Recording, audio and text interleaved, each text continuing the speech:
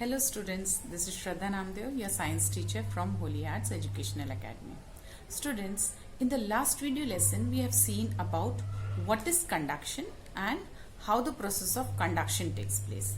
In this video lesson we will see about what is convection and how the process of convection takes place. Now, students, as you already know that the transfer of heat in solids takes place by the process of conduction. But in convection, this is not possible. It takes place in liquids and gases. So how we can define convection? It can be defined as the transfer of heat from the hotter part of the liquid or gas to the colder part of the liquid or gas by the movement of particles is known as convection. Yes, now you can say that the transfer of heat in liquids or gases takes place by the process of convection as the particles are free to move about. That is why it is possible. Now the question arises that why convection is not possible in solids? This is because that the molecules or the particles are closely packed. That is why they are not free to move about as in liquids or gases. That is why convection is not possible in solids. Children, also remember that convection cannot take place in vacuum or an empty space as the particles or the molecules are not free to move about.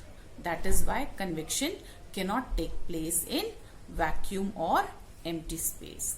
Children, I am going to explain you about how the convection takes place in liquids and gases. So before that, let me tell you about that.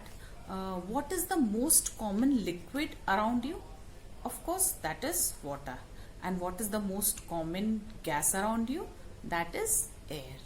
Before moving on to the activity, children, remember two things, that hot water is lighter than cold water.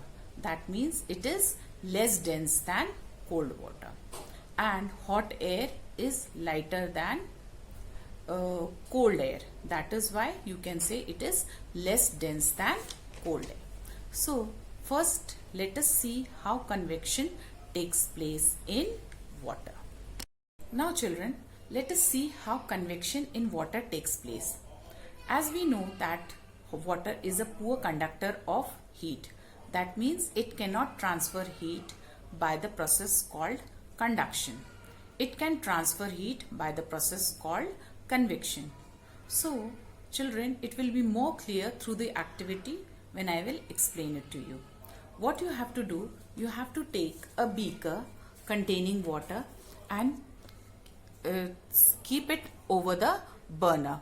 What will happen? The water, when gets heated up, the bottom gets heated up, the water, it expands and it rises up. When it rises up, that means it becomes lighter in weight and it rises up. The cold water, which is being denser one, it sinks towards downwards. And again this process repeats. That means the cold water, the hot water will rise up and the cold water will sink downwards to take the place. That means if the water is rising up, that means it is taking heat along with it and the cold water will move down. Again and again this process repeats and till the water gets uniformly heated. This is because of convection currents only, children. Now one more activity I will explain you, that during winters how the convection takes place in air. Now during winters you all must have seen that usually when it is very cold we use heaters in our room. Why do we use heaters? To warm up our room. So children, this also happens with the help of convection currents only. In this also the same process happens like that. As I have already told you all that hot air is lighter in weight.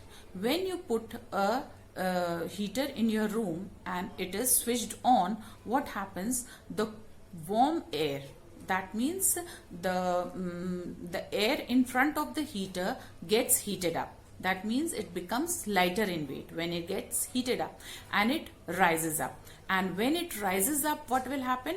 The cold air from the top of the heater, that means it will sink downwards. Again and again the same process repeats until and unless the room gets uniformly heated.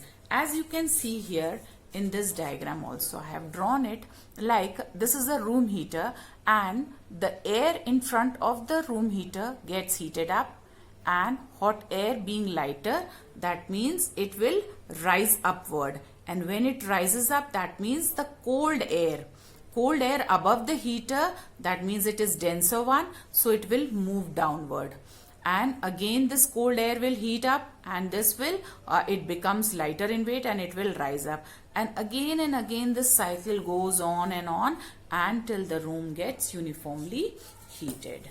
Is it clear to you all how the convection takes place in water? And children, the blowing of land breeze and sea breeze is because of the convection currents in air. So what is breeze? That is the gentle wind is known as breeze. Children, the people living near the coastal areas experience this interesting natural phenomena of land breeze and sea breeze. So let us see what is land breeze and sea breeze. During the daytime, what happens? The sun shines and the land gets heated up more quickly in comparison to the liquid seawater. Now what happens? The air above the land gets heated up and it expands and it rises up. As I have already told you all, that hot air being lighter, it rises up. When it rises up, the cool air from the sea blows towards the land to take the place of hot rising air.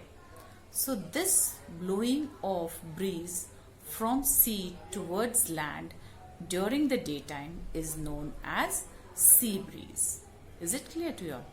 And what is land breeze? Now during the night, what happens? The land gets cooled down more quickly in comparison to the liquid seawater. Now what happens? The water gets cooled down later on. So the warm air over the sea gets it is hot. That means the hot air above the sea moves upwards. It becomes lighter and it rises up. So the cool air from the land move towards the sea. So during the night, the cool air, the cool breeze blowing towards the sea is known as what? That is known as land breeze. So I hope you all have understood what is land breeze and what is sea breeze. And I hope you all have understood how the convection takes place in liquids and gases. Children, in the next video lesson, we will see about another transfer of heat by radiation. Thank you.